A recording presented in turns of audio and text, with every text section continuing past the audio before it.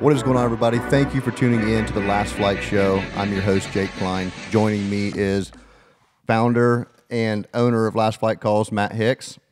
And then we have the wild game cook. See, we just got to go. What's your name again? My meat blew you away. John, well, I'm so John used Wallace, to calling happy to be here. I'm so used to calling you Johnny. Oh, sure. And go then, with so it. then I hit that point, I'm like, am I calling him Johnny or John? Yeah, go with it. But John Wallace, the wild game cook. It's going to be a fun episode. First thing, we're going to start off talking about our duck. A lot of cool information coming out on that. And then we're going to recap the indie show. And then after that, we're going to get into what Johnny does and with the wild game cook. And he brought some goodies for us. So with that being said, you guys have anything before we rip this thing off? No, let's get to it. All right, we'll be right back. Welcome to the Last Flight Show, brought to you by Last Flight Calls and Gear. This episode starts now.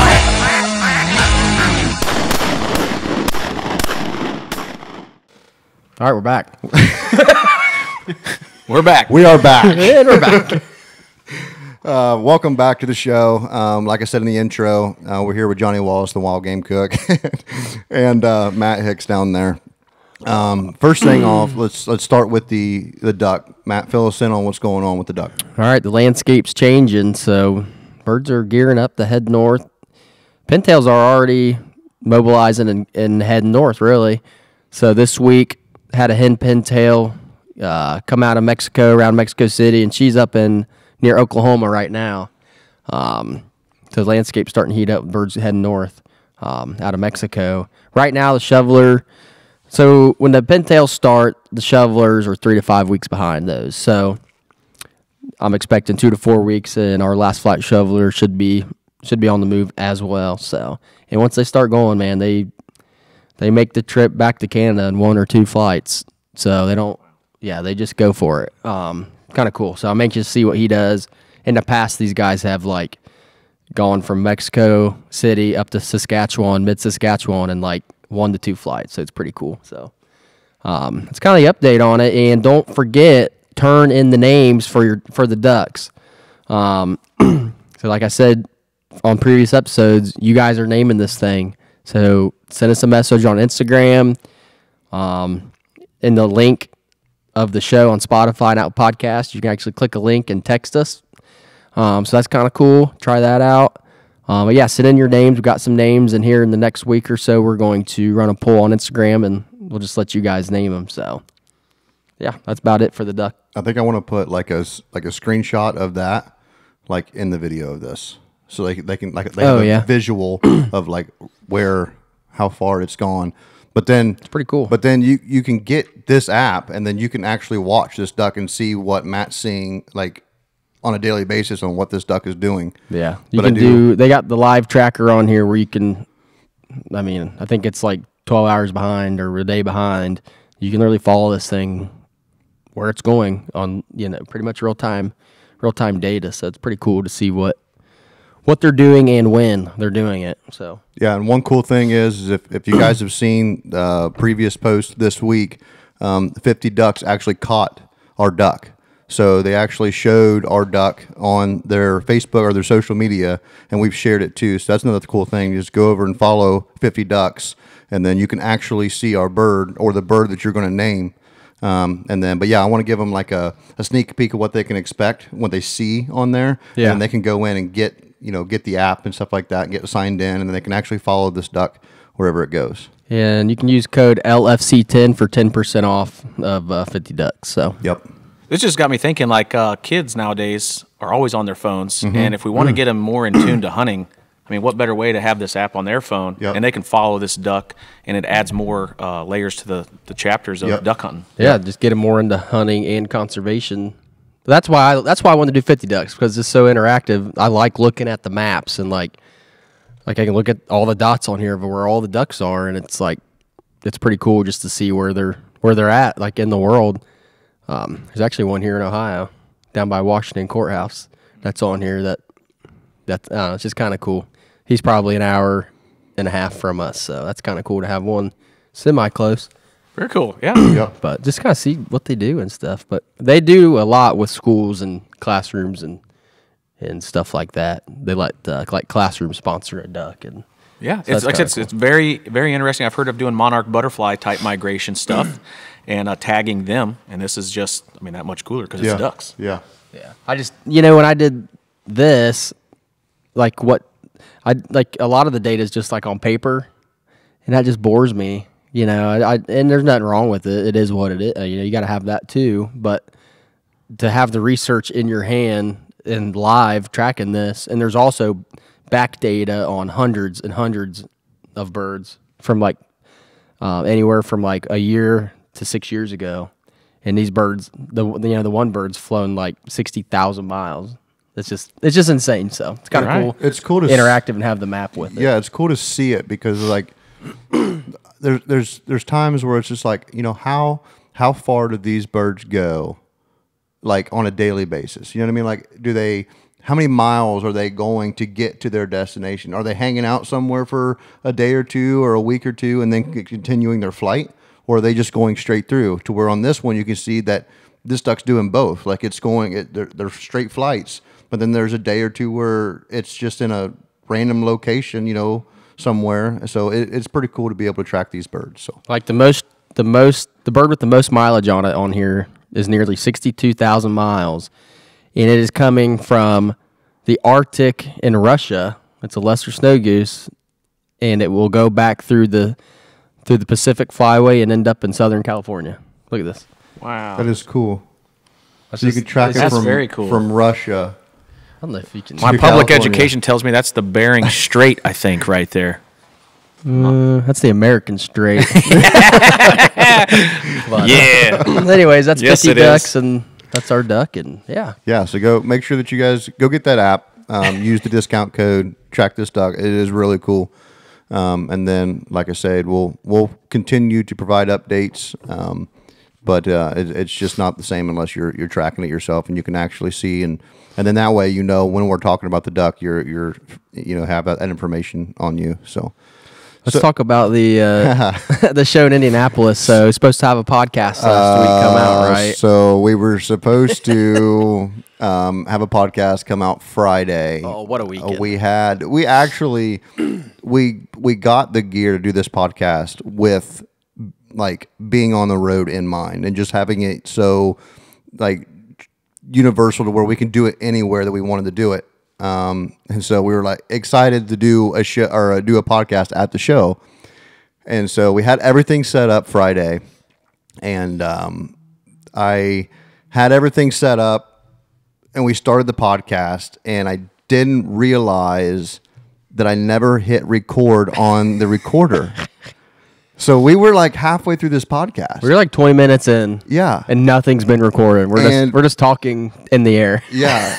And we had the camcorder was recording. It was going really well. Yeah. And everything was flowing good. Like it was great. We even we kicked Zach off and then brought Tyler on. Like we were switching like people and everything else. And then I looked down at the recorder and I'm like, oh crap. Matt's going to be so mad. Red light is off. So I'm like, I was trying to like nonchalantly like play it off. I was like, okay, guys, so practice is over. Now let's do the real thing. And they're all looking at me like, wait, what? I was like, Oh, no. I totally forgot to hit the record button. Then we did it again. Yeah. So on take 2, you think you're saying the same thing twice because it's like, was that on the last Right. bit Yes. that we missed, Yeah. or is this on the new that we're doing now? Yeah. And I was just like, dude, I was so lost. It So, was terrible. The second time we did it, I did hit record. Like it was recording. The camera was recording. And we recorded the whole podcast. And then like Matt said, we was having a problem figuring out like if this is a conversation that we had like on the first time. So, and I don't want to reference it because if it's not on this one, then they're going to be like, what the heck is this guy talking about? So we get the podcast done and I pop everything out, SD card, and it goes to my laptop. And I'm at the show and I'm trying to get this podcast out. And I go to open the files on the SD card and there's nothing. There's no files on the SD card at all. And I'm like, what is going on? So then I plugged everything back in and I just recorded just to see that, make sure that it was actually recording. And it was recording everything normal. And then I popped the SD card back out again and nothing.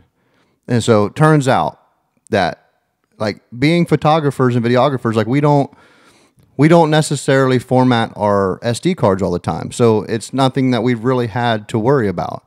I swear it really wasn't even a thought. No. Like I've taken hundreds of thousands of pictures, like a lot of video, 3 different cameras that I have, and I've never. The only time I formatted a card was to just clear it off, not because I needed to, right? Because it wasn't saving the data. Yeah. And on this case, like it wasn't saving the data. Formatted it, works just fine. Yeah. And it was just like, all right, I guess it's what. So yeah. That's what happened at the show. Yeah, so, man, you talk about a long weekend. Man, that was, shows it was fun, but it was long. It was a long weekend. It's fun, but it's work.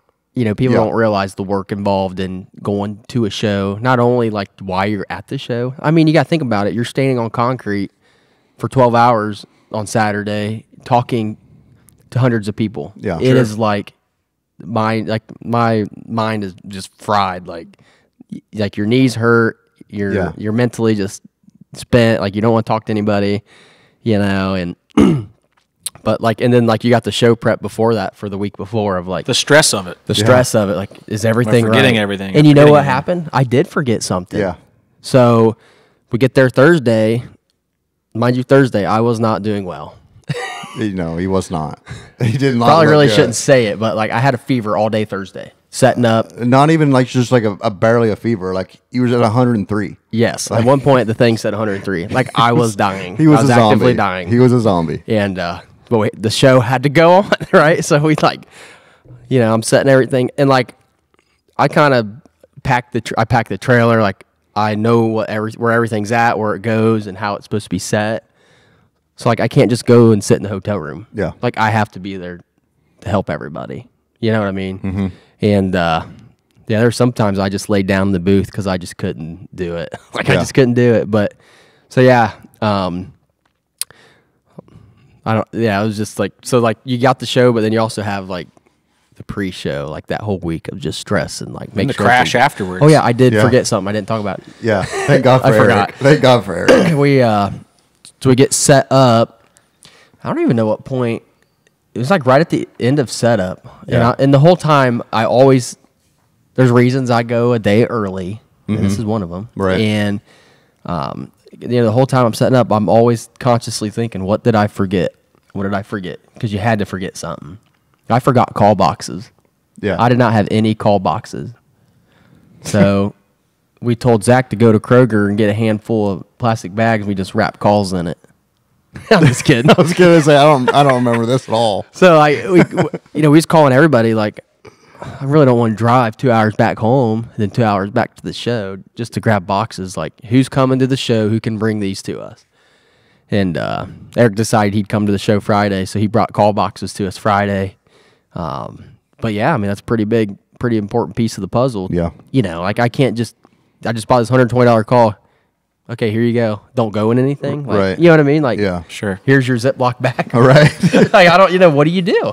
Yeah. So, luckily we weren't 7-8 hours away. Right.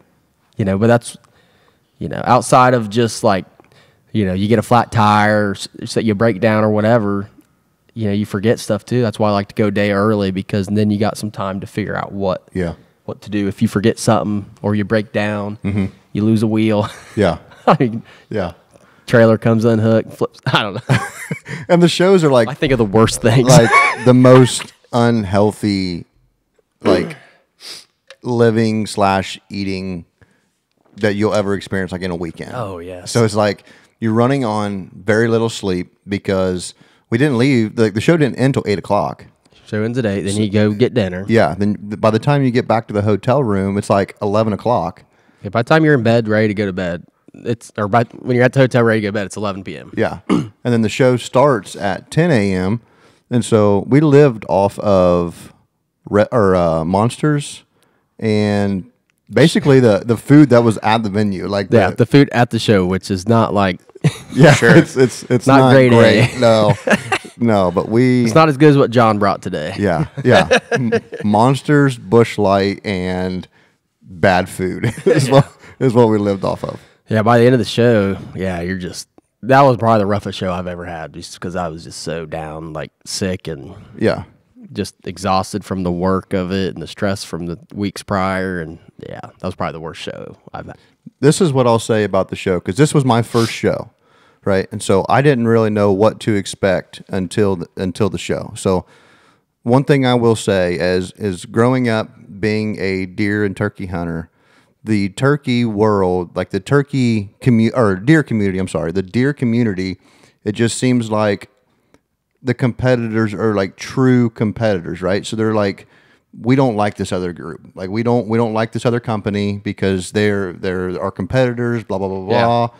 Meanwhile, the waterfowl community, you know, we're hanging out and drinking beer with JT Calls because they're right next to us, or you know, the Grit Pack that was across from us, like the waterfowl community. We're all kind of like a family. And I'm sure it gets to a point, you know, when you get to a certain place or whatever, there's certain companies that are still like I'm not messing with them, they're my competitors kind of deal. But like with these guys, like it was just a total like eye opener as to what the waterfowl community is like. So like there was times where, you know, we would say, hey, we don't have that. JT's got it. Go check them out. You know, kind of stuff like that. And then we had Schilling Falco right next to us, Tyler.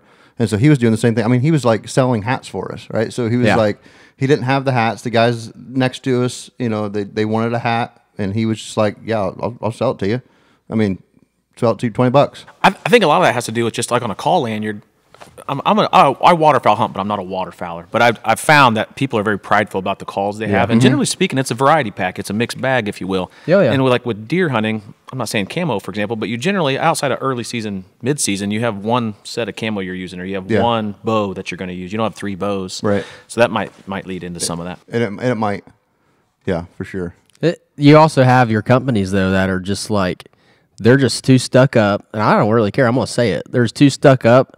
And we're all selling the same thing in a sense. Like, we're literally selling Nike versus Adidas.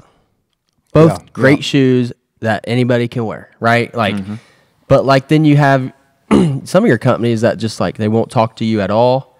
They're just like too good, too stuck up. Like their products are better, and it's just like, dude, like, come on, like, we're all selling things that go quack quack, right? You know what I mean? Like, at the end of the day, it's, you know, like I kind of compare it to like shoes because like, so you got like Nike, Adidas, Reebok, you know, whatever, your palette of shoes.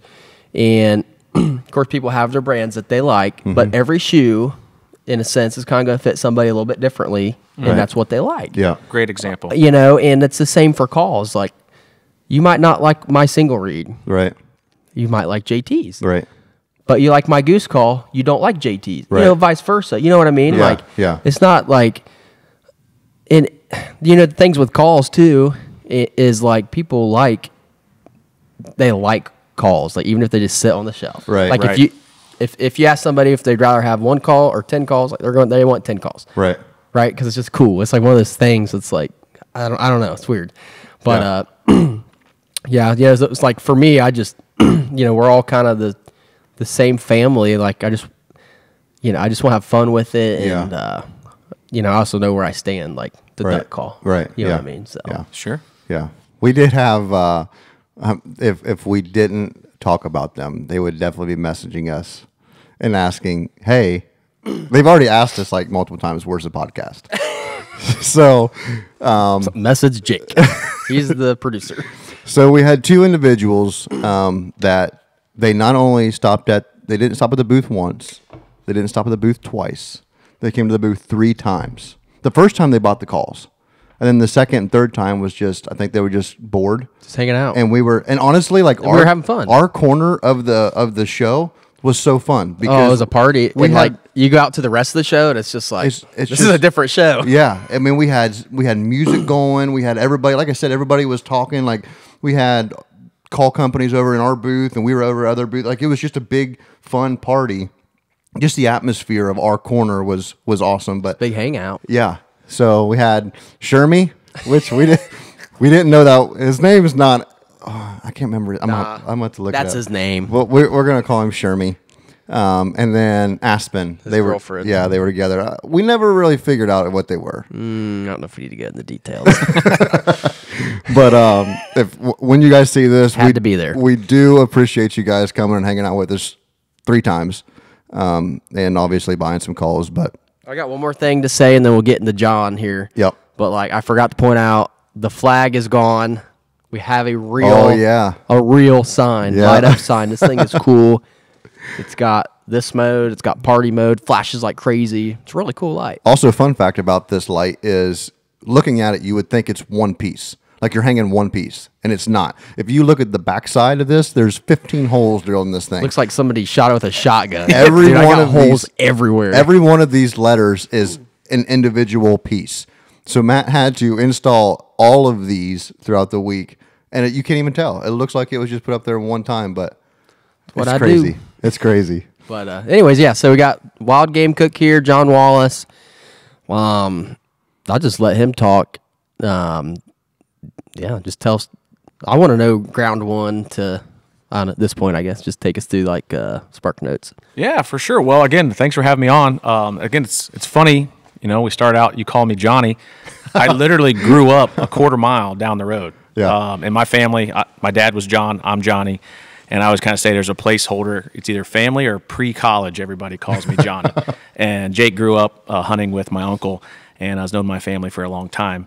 And then, so grew up right down the road, went to Hocking College for fish and wildlife, and found a love for cooking because my mom wasn't there to cook. So just slowly but surely got more comfortable in the kitchen. We're hunters, and we got tired of eating hamburger helper all the time. You know, we had I do goose helper, ground goose, and some. Oh yeah. Instead of hamburger, put it in there. Can't even tell. We had the whole pantry stocked. Back in my day, we had coupons, and we would cut coupons. It'd be, I think, 75 cents off 3. And they were, get them on sale for $1, use your coupon. And we had stroganoff, 4-cheese lasagna, Italian. We had the flavors. That's just what we ate in our marriage. Nostalgia. Young in our marriage. And it's like, man, this is getting old. And so just grew from there. And we moved to Missouri in 2013. And I got on Instagram. I think I was a few years late from all the cool, younger, hip kids. But people on Facebook didn't care what you ate for breakfast, lunch, or dinner. Like, what are you posting that for? Right. Crazy enough. Like, they're just like, we don't care what you had. But Instagram, you could go there and you could post food. You could post your niche, and people could find you based on hashtags, right? Yep. And it's like, this is awesome. And I found all kinds of other wild game cooks. And again, just slowly started just getting better and better in the kitchen, and just I do a lot of approachable stuff. I mean, I do some weird stuff. If you're following my page, we did have crow here recently. We've made dove sushi. We've eaten coyote Mississippi pot roast. But those are like once a year things. We're generally just making the same things you would make with chicken or beef. We're just making it with deer and upland and waterfowl. Wild Game Cook on Instagram is where it started, and I slowly trickled it over to Facebook and now on other couple channels too. But just semi-homemade, approachable meals, because we eat canned green beans like crazy. It's one of my favorites, the long whole ones from Great Value. Yep. And then instant mashed potatoes. I'm an instant mashed potato man. But the protein, we put a lot of effort into. Right. Like, we really put a lot of effort into it. Back when I wasn't as good of a hunter, or at least I didn't have hunters in my household. Now with 3 kids actively hunting deer and other species, we have a lot of meat. Yep. But we normally portion the meat much smaller, but really focus on it. And it's gone pretty well. Let's do a couple plugs here. So all your Facebook, Instagram, you TikTok. They're on TikTok, but they don't like me very much. If you want to level they don't up, like you cutting up animals. They don't like me. If you want to enjoy goose meat better, you need to go follow him and see how he's doing it, because it is legit 10 times better than what I can do. And the cool thing is that go do it. Johnny will put on clinics too. So if you're not really sure, like when you go to his Instagram or his social medias, you're going to see the food and you're going to be like, that looks amazing. But you're going to be like, I don't even know where to start to get there. So he does do clinics. So make sure that you guys are keeping up on his social media. So that way when he posts the clinics, then you guys can go, and then you pretty much run through everything in those, right? I mean, it's very adaptable based upon what your needs are. Sometimes people are confident or competent in the kitchen, but they feel intimidated for some reason with wild game. And there are some nuances to some things you have to do. I always say like a deer steak's not a regular steak, or a waterfowl goose is definitely not the same as putting a ribeye on the grill. There's some things you have to do. Yeah, Definitely not. But you can find information on that, not so much on my social media, but also on my website, just wildgamecook.com. And you can find recipes there. I post a lot of videos, a lot of times through other channels, Midway USA, LEM, etc. And they're just very step-by-step videos. Like I don't cut any camera tricks. Like I'm trying to include everything that I'm doing. Yeah. They're typically longer videos, but I want you to know like you're seeing every part of the process. It's really not that hard. It just takes a little time. Yep. It takes some time. Yep. So, what'd you bring for us today? So I brought some goose meat. Let's go. Let's assume it's goose meat. I think you guys will trust me enough. This is going to be that crow. If you want to actually eat your goose meat instead of leaving it in the freezer till it's freezer burnt all to heck, you need to follow what he's doing. This goose is what, 2023? This is December 2023. December 2023. I may or may not have got it from you guys. Yep. Because I don't get out much. So hopefully this busy podcast cooking. will change that. But I do really enjoy not just the cooking process, but really more so just changing people's minds. I mean, duck and goose specifically, the number one thing, like with wild game in general, a lot of times they'll say it's gamey, but with waterfowl specifically, it's greasy. Right. Like goose is greasy. Yeah. It's like I love to hear that. I'm just like, it's the driest meat ever. it's the leanest meat there is. Yes. So what it really comes down to is if you've ever processed a goose in the field, the fat has got a very low melting point, right? So the heat from your hands, it melts. And so they associate that with grease. Yeah. And it's a very fatty bird. Yeah. But the meat hardly has any fat within it, and so Yeah. if you overcook it even by a little bit, it's going to be dry. But vac seal these little boobies here, little goose boobies, and they're great for putting in the blind. Just bust it open, start getting into it. They're great for landowner snacks or landowner thank you gifts. So if you're out there, taking advantage of private land, give them a handful of these, and they'll let you kill as many geese as you want. Yeah. This isn't pastrami. Pastrami has been very popular the last few years, and I love it. It is a more step, and it's more steps into making pastrami. This is just simply brined with high mountain jerky, game bird, and poultry brine. It is amazing. I hate to use the pun as it's a game changer, but it really is. And it said Matt's had it, Eric's had it.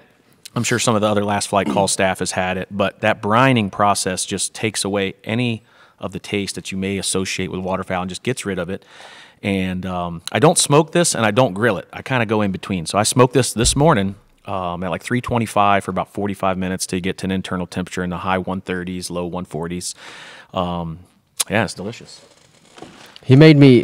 What'd you make me last year? And you brought up here, and you had the peanut butter sauce. Oh yeah, so that was duck breast, and I just again experimenting because I know I'm actually somewhat cultured and closed-minded, as I would say. Like I don't eat a lot of Thai food.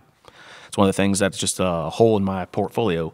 But I know they use peanut sauces like pad Thai or whatever, and so I just started throwing some stuff in there, and it was peanut butter sauce. It was peanut butter, honey, teriyaki, and some other stuff I put together, and taste it. I was like, well, that don't taste half bad. That was really good.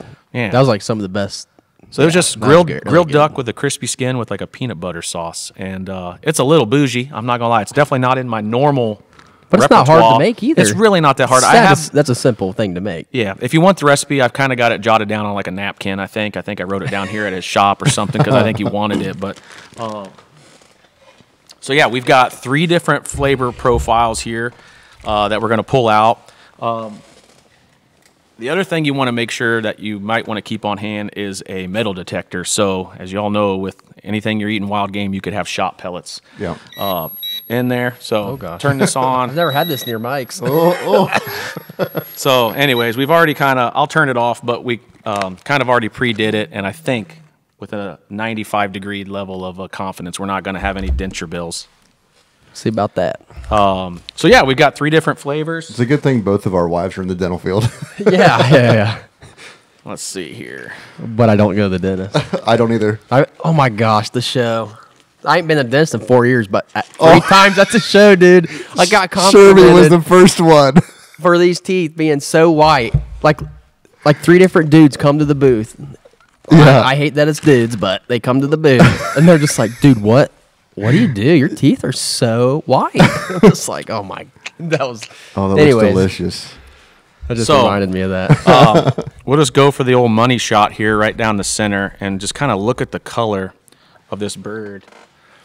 It's just real nice and pink. It's got a nice red color to it. Sometimes if you realize your brine didn't go all the way, you might see a different color in the center of that breast, but it looks really good. And a lot of times when you're eating with your eyes first. Yeah. You really are. I mean, if it looks good, it's going to be right. But if it looks unattractive, right. I made a goose and noodles dish one time, and just think about beef and noodles, egg noodles, beef roast. And I made it with goose. And one of my buddies in Missouri, he's just like, I would remove that photo. It looks disgusting. It tasted great, but it looks terrible. It looks like porridge or something. I'll probably put like this thing in your mind, like just nasty pulled meat porridge. But it was really good, but it looked terrible. So that if they feel that way before they eat it, they're gonna kind of think that it tastes similar to that. Matt's over here like salivating. No, so I just have when I bring these to the show, I always try to cut them super thin. To kind of increase the optimization of finding the BB. I'll give this to Jake first, the host. So just feel how tender it is. I believe this is incredibly steaky. It smells really good too. It should just pull right apart. I used the High Mountain Jerky brine, and then you got to be careful because the brine has sodium in it. The brine has salt in it, so you want to be careful seasoning it if you're going to use it as like a full-on dinner, like you're eating this whole goose breast, right? And that's goose. This is Canada goose. That is amazing. Not Canadian geese. It's Canada goose. So this is Lane's Kunami, which is mostly sweet. Turbinado sugar, I think, is one of the main ingredients. But it's a sweet Asian flavor, and Asian flavors go really well with waterfowl. Wild game in general, but specifically with waterfowl, citrus or Why Asian. is that? That's a great question. I'm not much of a food scientist, but it just is one of those things that just pairs really well together, like beer and cheeseburgers. Yeah. It just pairs well. And I've got I don't even want to take a drink because then it'll take the taste away. I've got a signature. Well, you can take a drink before we get to the next flavor profile, but we've got a signature rub from Lane's, and then I've got one from Pulley Whistle Provisions out of Pennsylvania. It's just called Triggered Wild Game Rub, and it's just a little different because, if I made 8 different goose breasts, all the same flavor profile, by the time you got to that 6th, 7th one, it'd get a little old. So the beauty of putting these all on the smoker, and I'll make a post about this so y'all, they can see the exact breasts we're eating here. But it's just a variety pack. I mean, you could, however many seasonings you have in your cabinet, you could make different flavor profiles. Something I did new this time, just for you guys, in the barbecue world, they always use binders. A lot of times with the pastrami recipe that I use, it's Hank Shaw's pastrami recipe. He says dip them in, I think it's brandy, and then it just helps like the seasoning stick. Okay. I used mustard on 2 of these. This particular one has mayonnaise. I just smeared some mayonnaise on there, and it's going to add some fat. It's going to add some juiciness. It's going to keep it from getting dry. Now, did you just go for mayonnaise, or you already knew? I mean, or sometimes I've used mayonnaise before. No, I've used mayonnaise before as a binder. I got you. But you're always experimenting with different things. I don't typically like mustard. In that setting, I'm eating this one. But it's a very common binder, right? And brisket, whatever the case may be. So you can't go wrong. You could really use just about anything you wanted. I did use the mustard on the particular seasoning because I thought mustard would go better with that rather than the Asian one, right? But that said, like I said, if you were to have this on the table at a party in the blind, whatever, they're not even going to realize that just looking at it is goose. Yeah. That goose is 15 months old, and it tastes fresh as. And I did leave. I did leave some. That's good. I did leave some of the fat on because again, it's juicy, and there's nothing wrong with duck or goose fat. A lot of people cook with duck fat all the time. Yeah. The other thing that I did too, especially if you're giving this to a landowner or you just want to impress someone that maybe they'll take you out goose hunting, is that right where I got it. right where that breast meets the knuckle of the shoulder, there's that big cartilage area right there. It's on a chicken breast too, right? Yep. It's on a pheasant breast, and so I just go ahead and go in there premeditated, and I slice that off of there, so there's that much less chewy stuff. Okay. That someone who could be a little suspect of wild game in general, or specifically goose. I want to make sure that they have like the perfect bite, Right. Kind of the same kind of attention Matt puts into his calls. He wants that experience, from the unboxing to blowing it to customer service. If something were to not go right, wants it to be perfect. Right. And so I put that same time and attention into my meat, and everything's not always perfect. I overcook stuff. I brought these ones specifically today because they were fatter and they did not cook as much as some of the smaller ones. I dropped my car off at the body shop this morning. Yeah. I gave him one of the ones that are a little overcooked. he'll think it's perfect. He'll like he won't know any different. But today I brought out the best for you guys. Oh you know? yeah, better than a ribeye. So this is Kunami. It's just about 138 to 145. There'll be some close-up photos of this on my Instagram. Maybe we'll get some photos on here too. Yeah, we will. But this is Kunami, and again, it's amazing, and it just breaks right apart. So get you a little bit of that. This is going to be sweeter. Theoretically, it should be a sweeter bite. This here. Yep. oh yeah. And again, if you like salt, like my wife really likes things salty, then go that route. If you like it sweeter, do something with a little sweeter. You can drizzle honey over this. You could torch it with like a torch and put some honey over top of it just to kind of give it a crunch. Put some brown sugar like you would a honey glazed ham for Thanksgiving or whatever. It seems like a lot of effort for goose, right? It's just a goose. But a lot of people aren't eating it. I was saying there's a difference between eating it and not eating it. Right. And so where the difference for me is we don't buy beef at our house. Like deer is our number one source of protein in our house. We buy chicken. Yep. We might buy pork 4 or 5 times a year. We definitely have duck and goose and pheasant and all that stuff. But this is our meat. So imagine if you brought a nice prime rib from the store. You're not just going to throw it on the grill. You're not going to make summer sausage out of a prime rib you just bought, right? Yeah. I don't spend money on that kind of high-end stuff because I just don't. But I try to replicate those types of experiences because I can turn. I mean, some of this looks like prime rib when it's pink all the way through like that. Yeah. If I were to do this a little less cooked and then create a creamy horseradish sauce with one of these more saltier things, there's nothing to say that it wouldn't be prime rib goose. Right. Oh yeah. It really would be. Same thing. And it just takes my friend Joel Lecklider in Tennessee. He's got Home Cooking Hunter on Instagram. He always said it just needs a little time, love, and attention. You know, it just needs more time and attention than a steak you were to go buy at the store. Yeah. It just does. Yeah. Good stuff. And so imagine being in the blind on a slow day. Oh yeah. A lot of times. Yeah. A lot. And Just normally, killing time and it's just really like- killing time. it's just like deer hunting. It's like one of my things with deer hunting. I'll be in the stand, and I mean, it might be 8 o'clock, and I'm already thinking about what snacks I put in my blind bag. You know, like, Oh, yeah. And they're supposed to be there most of the day. So if you're in the blind, it's like, John, get out the goose meat, or it might be goose summer sausage, or it might be deer sausage, or whatever. I mean, this is really healthy to snack on too. Like, versus like honey buns and stuff like that in the blind. It's gonna be a lot better for you if you want to sit there and snack for hours in the blind. You know what I mean? For Some sure. people do. They just pile up the honey buns, biscuits, and gravy. And Okay, now I'm offended. is that you? I love all that stuff. I'm a honey bun guy. So this is the Pulley Whistle Provisions triggered rub. This could be a little spicy. It's not like crazy spicy, but it's spicier that's than good. than the sweetness. Look at the tenderness. That is really good. And I'm not even cutting against the grain, to be honest with you. So a lot of people think, most people are going to cut a goose breast short ways. Yeah. But technically you're really not going against the grain that way. So if you were to turn it, at an angle and go that route, it's just going to pull right apart. That's so good. So good. But it's healthy though, right? Arguably, like, Oh yeah, it is. you feel healthy eating it anyways. There's a lot Yeah. of sodium on there, and I could cut back on the sodium if, again, you're going to use it for your family to eat at the dinner table. Mm-hmm. I'm sure if you're familiar with barbecue competitions, they season cooking differently for a competition as they would on a Sunday barbecue for family, right? Right. Oh yeah. So I seasoned this a little heavier today so it would give you that flavor pop. And if you're trying to influence someone or change their perception of goose or duck or deer or crow or whatever it might be, Man, I don't John know. made some crow this week. I So don't check know. out his Instagram, and you can get a review on how. Have you ever made Crow crow taste. before? Was that was my first time. I'd only ever seen it cooked on TV one time. Scott Laseth, the sporting chef, he has a show called Dead Meat, and they kind of cook non-traditional table fare.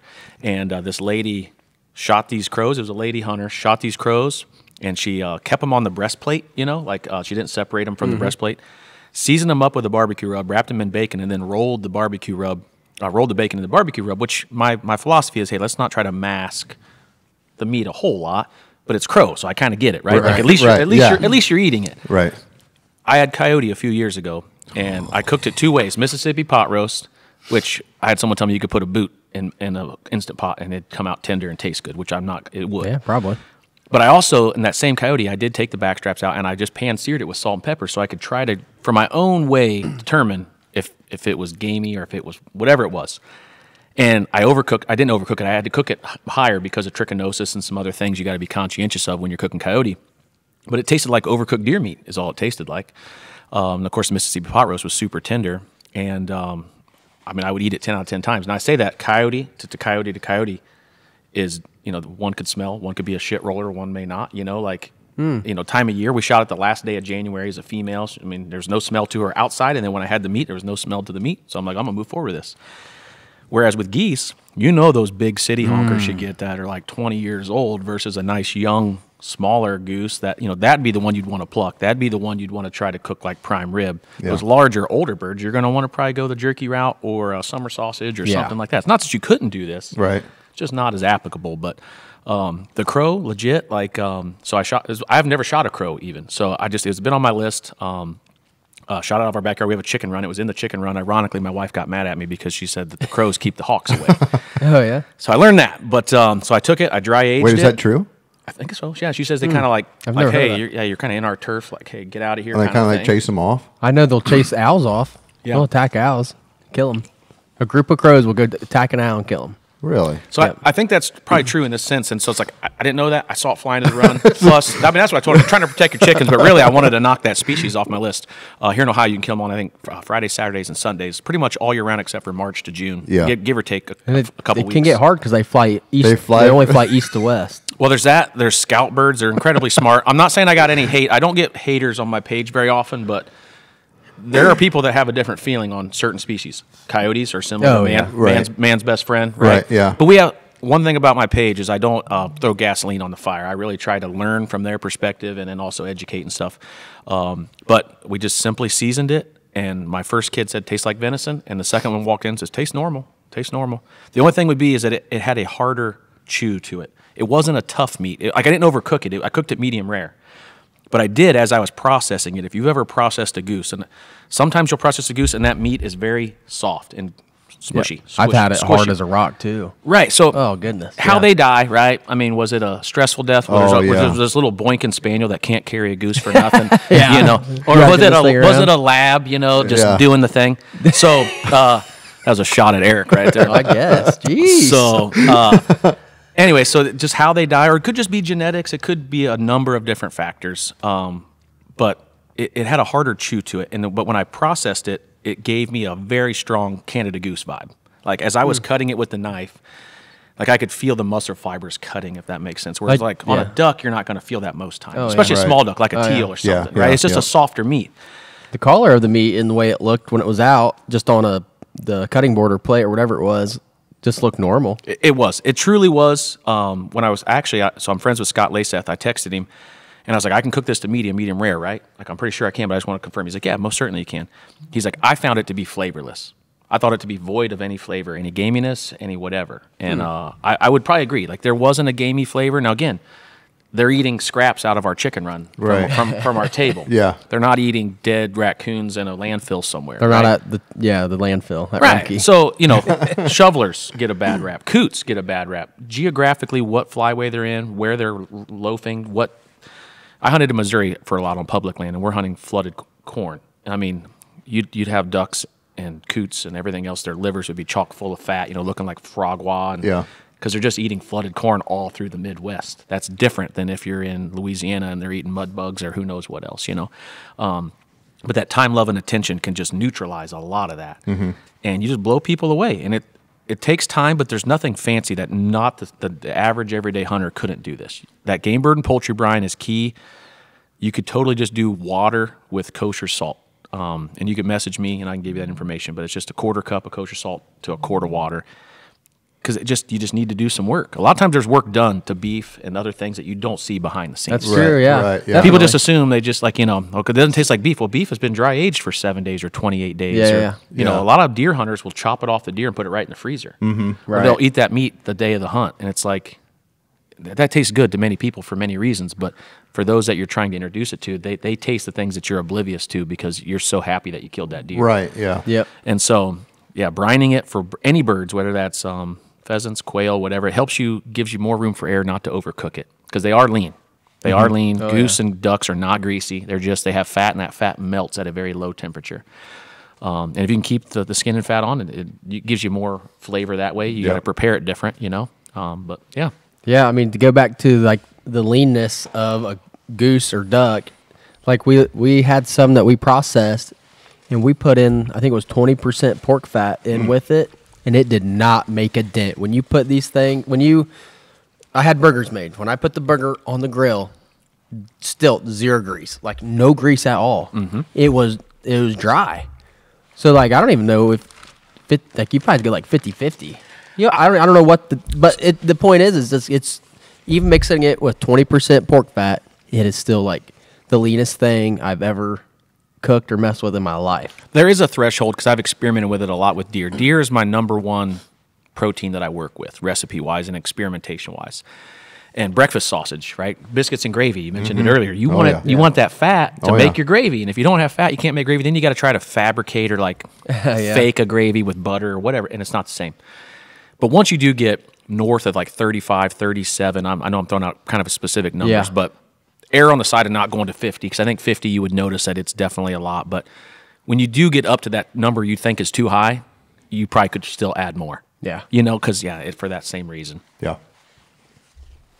So yeah, it's check me out on social media, and if you got any questions, I'm the first to tell you that if I've never worked with a particular protein or I don't have a recipe for that, I've got a slate of people that I follow that I could either say, hey, they've got a website, or reach out to them. I think they've worked with that before, because again, I'm very sheltered in a way. Like I've not killed an elk. I've cooked elk, but I've not killed a pronghorn, mule deer. I've cooked and hunted grouse a little bit. Sandhill crane, I've never hunted, nor have I cooked it or ate it. So that's like the ribeye of the sky, know. Speckle belly could be ribeye of the sky too. I don't know if you've heard that, but it's kind of like right there, 1A. I've had speckle belly. I've cooked with it. Cackling geese, generally they're all this. I'm not saying they're all the same, but the whole thing, like it tastes like chicken. That's a. What would you say? What's the so goose and duck? What is the like easiest, best tasting like way or meal that you would recommend to somebody right now? So keeping it simple, and of course, let's just stick with like say puddle ducks. So mallards, wood ducks, those are probably like 90% of the ducks that I kill in an annual year are those two species. Mm-hmm. Teal maybe, I'll eat similarly. The biggest thing with wild game is, again, the part that you don't see at the stores is draining the fluid. I get in trouble when I say it's blood. From people who are kind of haters, are like, it's not blood, it's myoglobin, it's this protein. Listen, dude, okay? The common person calls it blood. It's red. But it's, for what it's worth, it's that fluid, okay? So I've really trained myself to just say drain the fluid away from the meat. So if you get a goose breast and Jake shot it at 5 yards and it's just tore up, you need to cook that differently. You need to do something different with that bird. You probably do need to soak it in water to help just kind of neutralize some of those bloodier spots. That is, in fact, blood spots, and where you see the blood. Definitely. But I've gotten away from the salt water, soaking it in that. The salt water, they say, pulls out the blood because it tightens the meat up. Well, if it tightens the meat up, it pushes the blood out. Right. I want my meat to be as soft as possible, and I want to add my salt and seasoning to the outside. So just water. Sometimes 5-10 minutes will do just fine, because the breast meat and everything looks just great. And again, I keep mentioning the breast. Like, keep the legs too. Like, I realize if you kill a lot of birds, it could be a lot of extra work. So maybe you don't have to keep all of them. But if you're someone like me and only kills maybe a dozen or less birds a year, you want to try to utilize as much of that as possible. And just keep those legs, freeze them, and then cook them in a crock pot sometime later in the year. I just didn't want to disrespect those very much. But putting them in, I just put them in paper towels. I call it dry aging. Sometimes even if I don't process the birds, I'll throw them in the fridge. I put them on their backs so that everything flows away from the breast meat. I call it dry aging, but really I'm lazy, and I had a long day toting out 3 kids. No one fell in the water, thank goodness. But like, I'm exhausted, so I just put them in there and I'll get to them. But it really is, it's dry aging them that way. I also consider cutting them off the breast and everything and setting them in the fridge, dry aging as well, because they're sitting there and they're not being cooked. So sit them there and put them on a moist paper towel, and that paper towel will draw that fluid away. And you can leave them in the fridge. I feel comfortably saying, 2-3 days for sure. Right. Then you kind of start getting some of those irony, oxidizing flavors, metallic flavors that sometimes people associate, with migratory birds and such. So that 2 to 3 day window is kind of ideal. And then I typically take a lot of my wild game, deer meat, whatever, and I rub it with extra virgin olive oil. One as a binder for the seasoning to stick to, and then it just adds a little bit of fat. You could always add that to the pan too, but rub it in there. It kind of neutralizes any smells there may be, which again, whether that's for you personally or someone you're cooking it for, your wife or your spouse or someone who's just like, I'm not touching that. Yeah, I don't eat that. I'm not touching that, you know? So extra virgin olive oil definitely neutralizes a lot of those smells. Season it. The number one seasoning I always tell people, because they generally have it in their seasoning or something similar to it, is a Montreal steak seasoning, a steak seasoning of some sort. Reload Rub is a company that I know really well. Joel, that's his, actually, Joel Leckliter, I mentioned earlier, that's his company, Reload Rub. They sell a one called Magnum. You've had it multiple times. It's basically a pork and steak seasoning. Season it, grill it hot and fast on the grill. Get your meat to medium rare to medium. If you don't like medium rare, fine, go to medium. Try not to get much past that, or you're going to get that flavor that you don't really want. Right. Let it rest. Theoretically, say for as long as you cooked it, let it rest. So if you cooked it for 2 minutes aside, let it sit there for 4 minutes. Slice it thinly and give it to people. It's going to be tender. They're going to recognize the flavor profile because they're probably cooking with Montreal steak spice already. And I had that. That draining process is really key. Deer meat too, because so if you go to the store and you buy a ribeye, what's it sitting on? It's sitting. I call it a meat diaper. Oh yeah, It's that little It's that little absorbent pad. Many people get their back straps. Most people definitely eat deer meat better than they eat waterfowl. If that makes sense. They're willing to cook it. Right. Yeah. So they'll have their vac pack, and when you pull it out of the freezer and you thaw it out, it normally doesn't look like this because this is cooked already, and I let it kind of cool in the freezer before I vac sealed it. But it's swimming in its juices, right? Well, if you take that right out of the bag and slap some salt on it and throw it on the grill, it's going to taste good to you because you probably killed it, whatever. But to everyone else, it's sitting there in a pool of that fluid that has a lot of metallic, irony flavors. Yep. So just drain that away. It just, put it in the fridge over paper towels. 20 minutes is better than no time at all. You know, if you can go overnight, all the better. That really, again, neutralizes the playing field and brings this closer up to beef. You want to taste the meat, not the fluid. For sure. And again, I'm not one of these ones. Get the fluid out, you taste more of the meat. A cleaner taste you're truly tasting the meat. Right. Yeah. And people say, well, it tastes gamey. It's like, well, it tastes like deer or it tastes like goose. Yeah. Like grain-fed beef and grass-fed beef taste different. Some people can't stand grass-fed beef. Right, yeah. Because they're used to grain-fed beef. Yeah. They're different. And in their own rights. So never thought of that. Yeah, so it's kind of like your shoe analogy. It's really the same. Like they have these preconceived notions in their head, of what they think it's going to taste like. Yeah. It's like, so sometimes people have got to know me pretty well, so they know that they're not eating what they think they're eating. They're going to ask. Yeah. But generally, I don't tell people what it is. Like, hey, just eat it. Right. And so I enjoy just kind of changing people's perceptions. The kind of the tagline of my business is cooking wild game and inspiring people to try it in new ways outside of the deer popper, the duck popper, the dove popper. And I love the normal thing. I love those. Bacon's expensive. Yeah. Bacon's heavy and rich. Like, you can only eat so much. Yeah. And after 3 days on a weekend, you're out in North Dakota or something on a trip, and you got to eat your birds, or you want to eat your birds. It's like you can only eat bacon so many times. So that's really how Wild Game Cook started. Is just like, it doesn't always have to be dove poppers. Yeah. There's other and easy ways to do it too. Whatever you're normally cooking, just substitute the protein. Waterfowl is different than deer. Deer is way more easier to implement into your weekly strategy. I'd probably actually rather eat goose than I'd rather eat duck, and I know that is not the norm amongst most people. Like goose is probably one of the biggest, redheaded stepchilds there is, as far as just it's not what people perceive it to be. It's really a clean eating meat. You got to do some work to it. Yeah. I made a dish this past season. Be proud of me. Be proud of me, Dad. Wood duck, and I sliced it into thin strips, like 1/8 inch strips, and then I put it in the fridge for 2 days in Italian dressing. I got it out, drained the dressing off of it for the most part, threw it in a pan with some teriyaki, stir-fried it basically for like 4 to 6 minutes. Basically just medium rare, I guess, right? Doesn't take long when it's thin strips. Did that on a bed of 90-second Uncle Ben's rice. Sure, semi-homemade. I got you. I put the duck breast on there, did some broccoli, and then drizzled a little bit more teriyaki on it, and that was that was quick. Like that, 6 minutes in the pan. But you elevated it outside of jerky or summer sausage, right? Like I didn't, all in all, you got 10 minutes in that meal, and that was really good to eat that way. For sure. Two sauces I'll throw out there that we utilize almost on a daily basis at our house is eel sauce, which is basically a thicker soy sauce / teriyaki.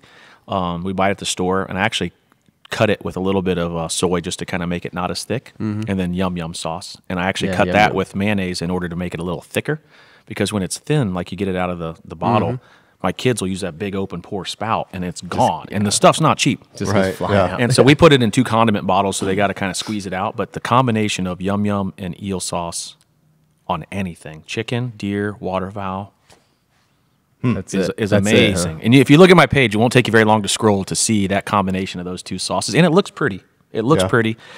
And so you're excited to eat it. Yeah. How long you been doing Wild Game Cook? Since 2013. So I've been doing it as kind of just a hobby. Yeah, doing it as a hobby, and again, just putting it out there, right? It's just my social media channel. But then in the last 5 years or so, companies started reaching out. They wanted that field-to-table content, you know? Yeah. And I was a professional fundraiser for many years. A lot of people who may recognize me or know me from like Pheasants Forever days. I was with Delta Waterfowl for a little bit, but did that for like 12 to 14 years.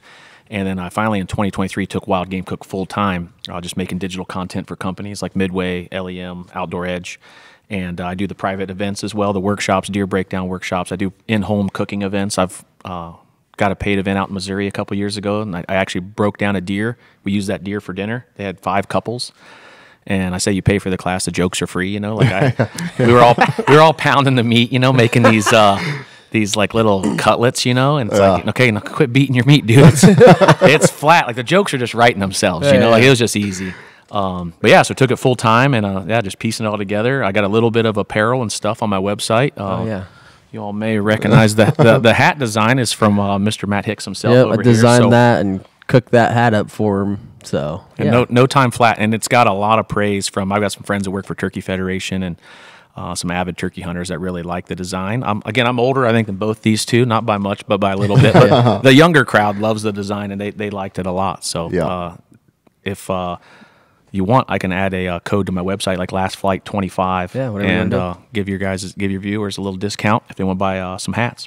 Yeah. Last Flight 25? Yeah. Last Flight 25. So. And the only place they're going to be able to get that code is if they listen to this podcast. So we're not going to post it anywhere. Yeah. So because I don't want I don't want them to go to it and then like, okay, here's a 25% discount, but I didn't watch podcast. You know what I'm saying? Yeah, you got to do the work. Yeah, Listen to this crap. Yeah. Yeah. Listen to this show. Yeah, I listen. That's why I threw it out there. So little perk of sticking around towards the end. Yeah. But yeah, looking forward to turkey season. I know it's coming around the corner. So not fast enough. Got any quick tips on turkey or just cooking turkey? Yeah. Number one thing is keep the legs. Like, I mean, we're only allowed 1 turkey here in Ohio. Most states you're maybe allowed 2. There's a lot of work generally that goes involved into chasing that bird, unless you're spoiled like Matt or Eric Hicks, and I've never missed. Yeah, so if you grind it out, even if you don't, and Eric will tell you, I've made some turkey recipes for him. But keep the legs number one, and just put them in a crock pot if nothing else, and just get them low and slow, and pick the meat apart, and then do what you want with the meat. Can you just do the same thing as when you get it from the store, like Thanksgiving Day? You kind of could. The legs are most certainly different than a domestic bird, for sure. There's a lot more tendons that run, especially on those the lower legs. The thighs are really good, and the thighs would be similar to a domestic bird. But even then, I mean, they're a wild animal. It's probably not as meaty. It's not pumped with. It's not bulky. It's not farmed to be muscled up. And generally those toms are just like deer and rut, right? They're running around doing their thing and probably thinking about other things other than eating. Yeah. And so there's about 3 pounds of meat in an adult tom just in the legs. Oh, just the legs. Just in the legs alone. And then so on each of the breasts there, if you've ever turkey hunted, I mean, one side is way thicker and wider than the bottom, narrower, skinnier portion. Okay. Mm-hmm. So I've got videos on my Instagram where you can see this, but I go ahead and process it where I chop off the thinner sides, and I'll probably make nuggets out of those or something like that. And then I'll freeze that upper portion, the upper part of the breast, the thicker part. I very well may make fried turkey nuggets later, or I can roast it or smoke it on the smoker and make lunch meat, which was what I made for Eric last year. So yeah, just you could brine it, which really helps. Something super quick and easy, and this is mouth-watering to even talk about, is you brine it in dill pickle juice. Oh. So like if you're a pickle fan, like I'm just telling you, even if you're not a pickle fan, this is good, because like Chick-fil-A kind of is known for maybe marinating their chicken in some pickle juice. There's something like that out there. Didn't know. I didn't know that. So it's like a southern thing, like that they do that. But dill pickle juice, like we'll have jars in our fridge with just a jar with juice in it because we don't want to throw it away because we want to use it as a brine. It's very quick hitting, so you don't have to do but even 30 minutes to an hour. But if you really like pickles and you really want it brined, go overnight if you want. But a couple hours is fine. Pat it dry. Because patting it dry, you're going to get a good sear. You're going to fry it well. You're not going to steam the breading off of your meat if you're using a breading or whatnot. But dill pickle juice, dredge it in flour like you normally would anything else, or just grill it more healthily and don't have that if you've got gluten allergies or something. And then you can either go online. You can go on my website. You can find a knockoff Chick-fil-A sauce, or now it's just so common to buy it at the store. You can just buy the Chick-fil-A sauce. But the eel sauce and Yum Yum would not work well with the pickle. But, Chick-fil-A sauce and that pickle brine, it's so simple. David Draper, he's got an Instagram called Feral Fork, and he turned me onto that years ago. So for pheasants, quail, especially farm-raised birds, if you're going to a lot of preserve hunts and like, what do I do with these birds? Yeah. Dill pickle juice brine and dredge them and fry them. Eat them with on slider buns with plenty of pickles, and it'll be a crowd pleaser for sure. What I'm just kind of curious. Are you planning to get into any spices, or are you planning to sell anything like that? No. Or what's next, or what's looking forward in the next 5 years? Say, what do you? Great question. What's Game Cook look like? I operate different than most, and if you get to know me, you'd know that. But I really don't have any ambitions at all to create my own seasoning. I've got some great companies that I'm affiliated with and I work with that, they help me out with seasonings. And it's like, I'd just rather use theirs and help them out too. Right. Another question that comes up often is, when's your cookbook coming out? Oh yeah. And I'm not, I don't see that happening ever. And, unless I get someone to help take all the thoughts in my head and put them to paper. Put them on paper. Yeah. I'm more a video guy, but what's next is just trying to expand into in-person events. I love to educate, I love to inspire, and just to get people to get more out of either their hunting experience, doing it the right way, things like that. I may try to do in-person camps where we bring out people who have limited to no hunting skills or knowledge, but they want to know where their food comes from. So we bring them out and they learn the importance of hunting, where it fits into the model of North American model of conservation, how it fits into wildlife management. They learn how to be accurate at the range, learn their implement, be proficient. Because definitely these new people that are coming into this world who want to know where their food comes from, they want to make a good, clean, humane, ethical kill, which we all should. We really all should. Right. Many of us need to do better on social media as far as showing the head blown off, or the wad in the breast, or whatever. Just petting the wounded bird. Stupid. Be more conscientious about that. But teaching them then how to process it and butcher it, whether it's deer, whether it's waterfowl. Again, Hank Shaw is a great mentor of mine and someone who's inspired me to do more of this. He does these camps for waterfowl and deer and such. But you're learning life skills. You learn how to put food on the table, and to where you enjoy it, and you're proud to then have it at Thanksgiving or at Easter or Christmas, right? That's a pretty bold thing to introduce that into a Christmas dinner, or that is your Christmas dinner as well. This is the dish you brought. Yeah. Or it's the star dish. This is what you're eating. Yeah, you don't have a choice. so then they learn how to cook it all that weekend. So I could see myself doing that. But yeah, that's pretty much it. Yeah, sounds pretty Good cool. deal. All right, John. Well, thanks for coming on the show. We're going to have his of his Instagram information, website information will be in the description of this video, and then on Spotify and everywhere else you listen to podcasts. But we're going to go ahead and wrap it up now with this one. Did you have anything that you wanted to add at the end? I enjoyed it. I'm trying to figure out how I'm going to eat all this, or make sure that you guys don't walk out of here with it. 'Cause, it's lunchtime, baby. Matt's been eyeballing it, but no, I enjoyed it. And if they got any questions, they can just message me on Instagram or find my email on my website. Yeah, I think this is going to be a pretty popular podcast. I mean, I think that there's a lot of people out there that are like, man, I hate throwing this stuff away. I feel like I should be doing something with it. I feel like I should be eating it, but nobody really knows how to cook it, or even if there is a way that they can cook it. And so going to your website and then to your social media is probably going to help a lot of people. So we definitely appreciate you coming on today. Yeah, I appreciate it. This one right here, like I said, just message me. I'll get you the direct link to that recipe. It's not that hard. Yeah. And I'm not telling you, I just ate a piece. Right. Yeah. It's amazing. It's tender. Yeah. And you would not know it's goose. No. Sweet. I loved it. Let's go through show coming up. We got March. Yep.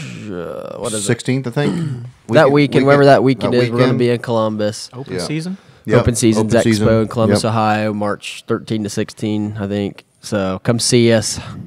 Yep. I got kind of a new booth set up. Didn't quite make it to Indy. No. Had snowstorms, flooding, and stuff that delayed shipments on getting to me, so I didn't have what I wanted for that show. But should have it at Columbus, and it's really cool. So come see us at Columbus, and maybe we'll have a turkey call in Columbus. There it is. Eh? So, there it is. Come see us. Come check it out. So I just kind of want to take this and just raise it up. Don't show anyone. We'll just leave that right there. Oh, I cannot wait to show people. Man, I'm telling you, I am excited. But yeah, we had so many people at the indie show just tell us that how fun our booth was. So if anything, just come hang out with us. You know what I mean? Come to get to know us and check out what we've got there in the booth. We've got all kinds of apparel. We've got lanyards, hoodies, hats, t-shirts, obviously calls, things like that. We do run some show specials that are exclusive to shows, so it's not exclusive to Jake as well. He just comes up with random anything. If you want a deal, come see me for sure. But yeah, it's a good time. It's a good atmosphere. It's fun. So yeah, definitely come check us out. I always tell people like people will walk by and just kind of side eye, right? I'm like, hey, come check it out. I was like, oh, I'm not really looking for anything. I was like, yeah, but you might next year, try it out, see what you think. I was like, you might hate it, and now you know not to buy last flight calls. I literally tell people that. Just because you touch this call right now does not mean you're buying it at all. Right. You could not have a dime in your pocket, and that's fine. I don't care. But hey, now you know, wow, I like that. Yeah. If when I'm ready to buy, I think I'm going to go buy that, or stay clear of them guys. You know what I mean? It's a vibe, and I wasn't at the show, but I've been around you guys. You guys just put out a good stink. You know, everyone wanted to hang out. Yeah. You're not hard selling. Nobody likes a hard salesman. Yeah. Most people do not. And, they just assume. They're just gonna walk by no thanks. I'm not in the market for a call today. Yeah. We didn't tell you we don't need to buy one. Yeah. Right. I'm not telling you to buy anything. Exactly. It's like they walk by, and if we say, hey, what's going on? You looking for a duck call? That doesn't mean we're trying to sell you a duck call. We want you to come over and talk to us. We want to get to know you, and you get to know the team, and then the crew, and then just kind of what we're about as a company is just we're not all salesmen. We're hunters. We're people. We want to interact with our customers and the public. We're the same as you. Exactly. So that's how I operate my brand as well. Yeah. Like I said, the rest I know a lot of your stuff is we get skunked at hunts. Oh yeah. I overcook things. Watch my YouTube. I try things, and it doesn't work out the way it's supposed to. You live and you learn. Yeah, and we want to hear about your hunts. We want to hear about where you're coming from, all kinds of stuff. I mean, we have people coming from Illinois. There was people from across the United States that came, and we just want to hear your story. We want to hear what you got going on, and just get to know you, and then you get to know us on a personal level. So definitely a good time. Something. Yeah. And then at the end, maybe we'll talk to you and do a call. Anyways, I think that's going to wrap up this episode. Yep. Definitely appreciate John getting on here. You guys appreciate it. Go follow what he's up to and level up your wild game cooking experience. So. Yeah, for sure. But yeah, like I said, we'll have all the links to everything in the description of the video. Like I said, this will be on YouTube. Anywhere you listen to podcasts, you'll be able to listen to it. We'll have all the descriptions we'll have the last flight duck information on there, and then we'll have all John's social media and website and stuff like that. But just to recap, we're doing the last flight. What's the discount code for the duck? Last flight 25. Last flight 25 is for John. For John's website. LFC10 for 50ducks.com. Okay. And then go check out those two deals, and then get you a good discount. So appreciate you, gentlemen. I think we're going to wrap it up. Appreciate it. Thanks, guys. We'll see you on the next one.